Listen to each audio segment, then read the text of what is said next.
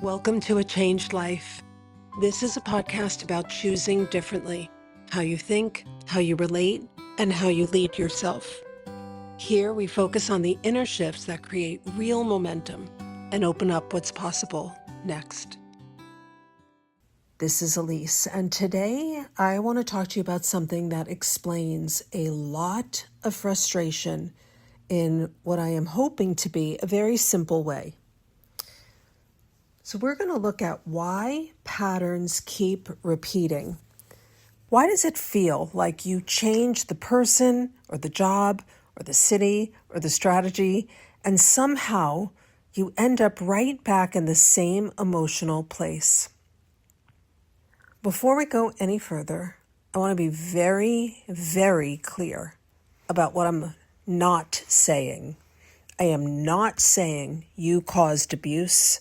I am not saying you deserved any harm. I'm not saying that a child manifested their trauma. I am not saying any of those things. And it is so important for me to say it like this because I want to be very clear about that. Child does not create abuse. A victim does not cause violence. That responsibility belongs to the person who did the harm. All of that responsibility belongs to the person who did the harm. What I am talking about is what happens after life shapes you. Because your nervous system can learn patterns for survival and then keep running those patterns long after they stop serving you. That is not shame. That's mechanics, and mechanics can change. So the real reason patterns repeat is that many people assume patterns repeat because they're bad at picking or keep choosing wrong. So the way that they are approaching their patterns, their come from is left of center. A lot of the time, it is a lot simpler than that. Okay, so hang in there. Really take this in. Your nervous system is drawn to what feels familiar. Not what's best, not what's healthiest, what's familiar. Because we know that we have cellular memory, and the memory is in our body. So if inconsistency was familiar, steadiness can feel suspicious. If you had to work really hard for love, ease, when it's easeful, it can feel unsafe or it could feel boring. Same thing with chaos. If you were raised in a chaotic environment, calm could actually feel boring. So you don't just choose from logic, you choose from resonance. Your system says, I know how to operate here. I know how to do this dance. Doesn't mean the dance is a good dance. It just means that it knows how to do it. It's been practiced. And that could look like chemistry or urgency or intensity, or even relief, but it's often familiarity. So what does it mean when we say that we are reliving what is unhealed? What does that mean? When I say unhealed, I don't mean broken. Unhealed means your reaction is faster than your awareness. It means a present moment touches an old imprint, and suddenly, in seconds, you're not responding to what's happening now, you're responding to what your system learned long ago.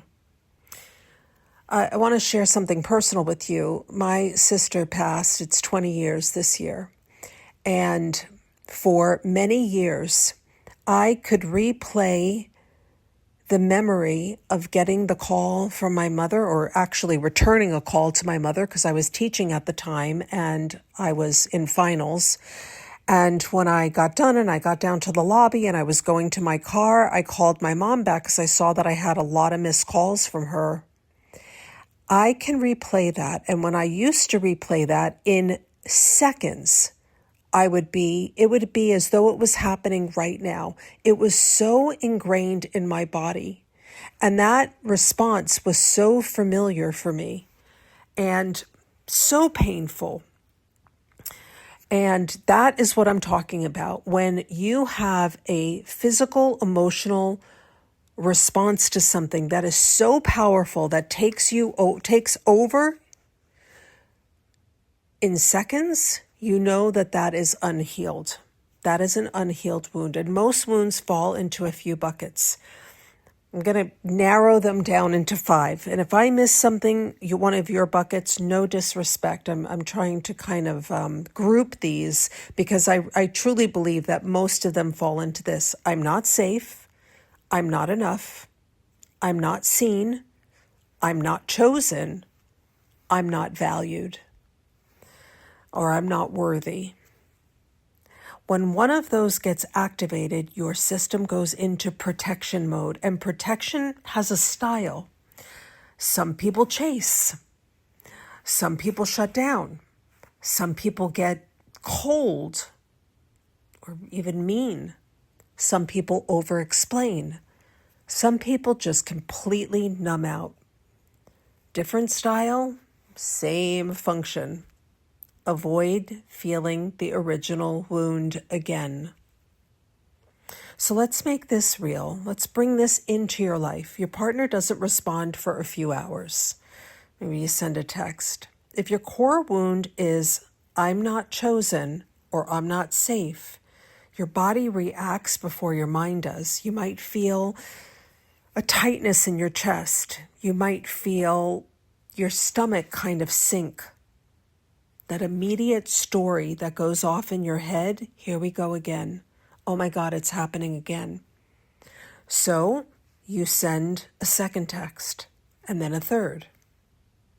Or you go cold. Or you become accusatory. Or you decide you don't even care. Or you start building a case in your head, and I'm telling you, I have done this. And then you'll say, we always end up here, or this always happens to me. But the pattern isn't the delayed text. The pattern is what your system does when the wound gets touched. This is why couples can argue about the same thing for years. This is why families can argue about the same thing for years. This is why friends can have a falling out about the same thing for years, because they're not fighting about the present event. They're reacting from an old imprint. Let me give you another example. Take it out of the relationship realm and let's take it into money. Let's talk about money for a second, because money is where safety wounds show up loudly. You can say you want freedom or stability or abundance or peace with money, but if your core wound is, I'm not safe, money becomes survival. And when money is survival, your nervous system often chooses short-term relief over long-term alignment. And let's look at what this might look like. It might be if you're a clinician or a coach or you're in the service industry, you might undercharge because rejection feels threatening. So you have very low prices. You may overspend as a way to regulate your stress. You may avoid looking at your numbers and being dialed into your financials because looking feels daunting and overwhelming. You may stay in financial agreements that keep you smaller because predictability feels safer than growth, even though you want the growth.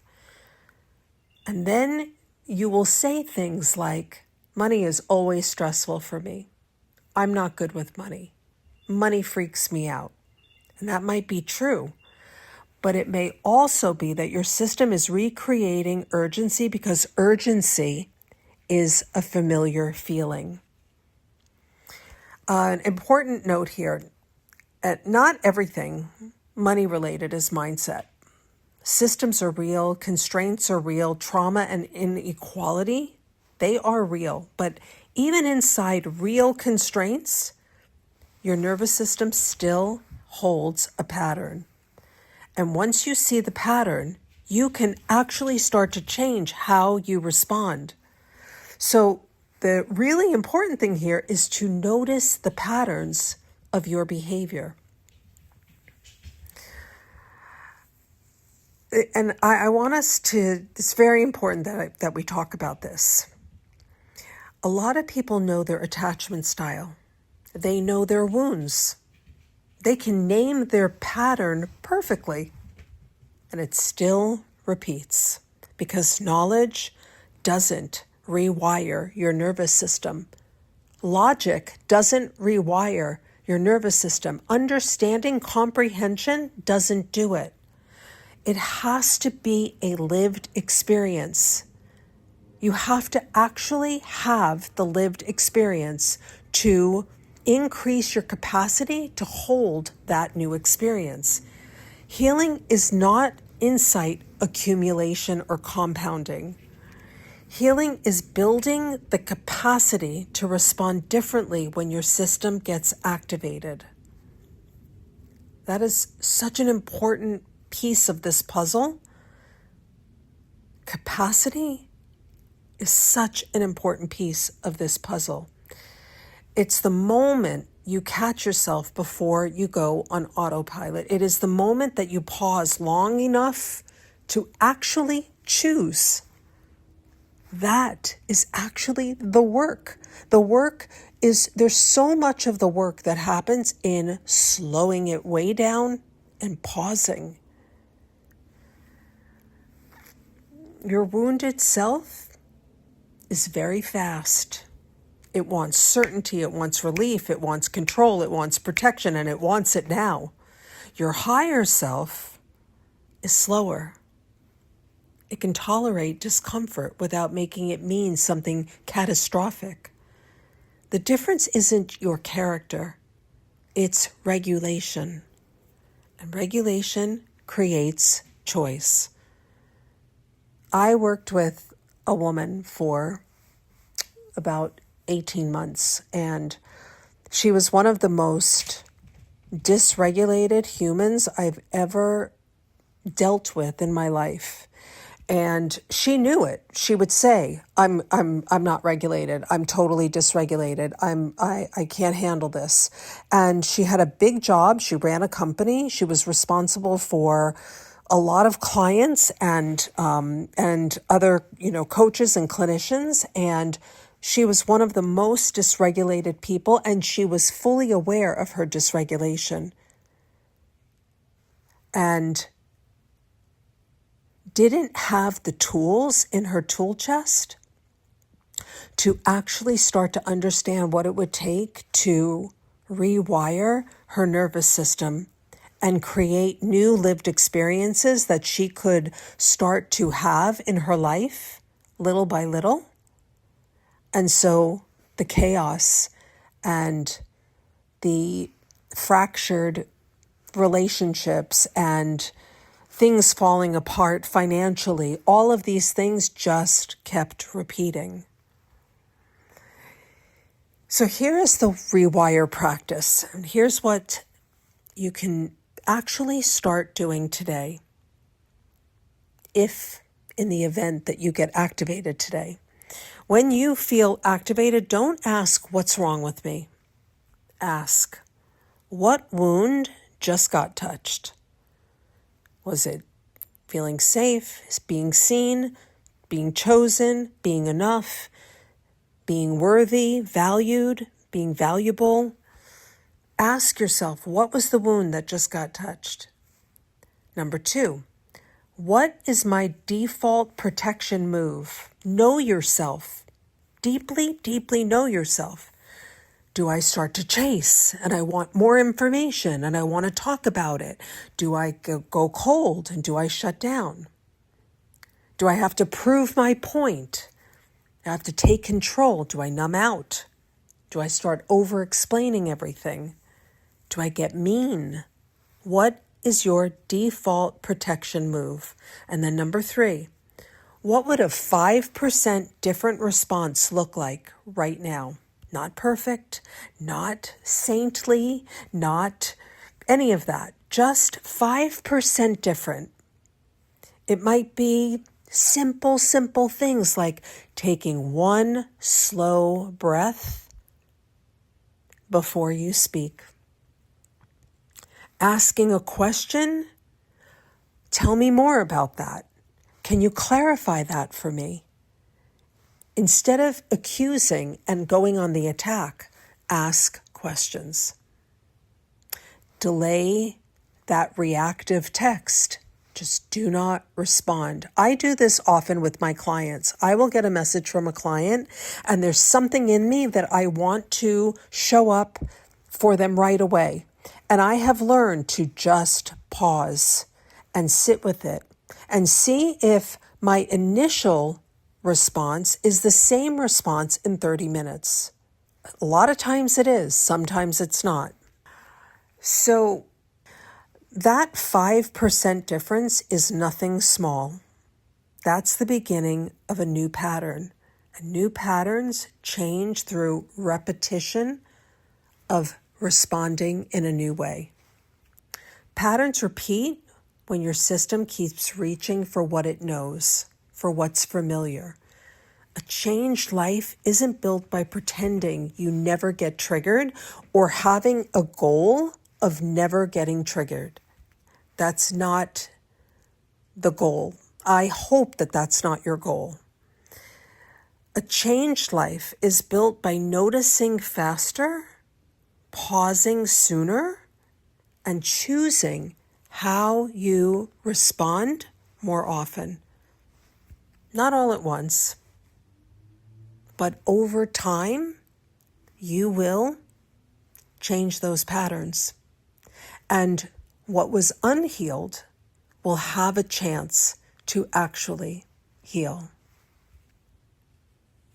So as you move through your week, notice what keeps repeating. Not to judge yourself, just get curious. Notice. Awareness is such a big piece of this because if you're not dialed in, if you're not paying attention to yourself, to the feelings, the sensations in your body when your stomach drops or flips over or something kind of takes your breath away or something just feels really bad in your body, if you're not paying attention to that, you're going to miss these signals.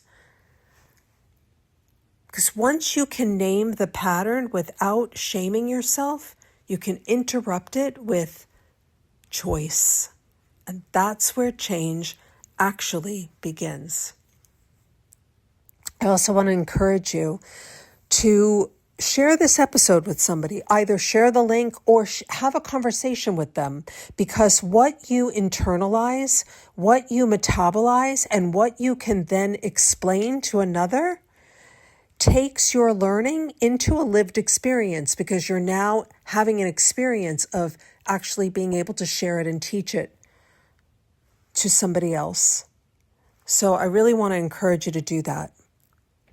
And I will see you soon. If something in today's episode resonated with you, you'll find a link in the show notes to book a free consultation call. Or you can visit elisecraft.com to explore my programs and free resources. Nothing changes until you do. And when you do, everything does. This is a changed life. Not all at once, but for good.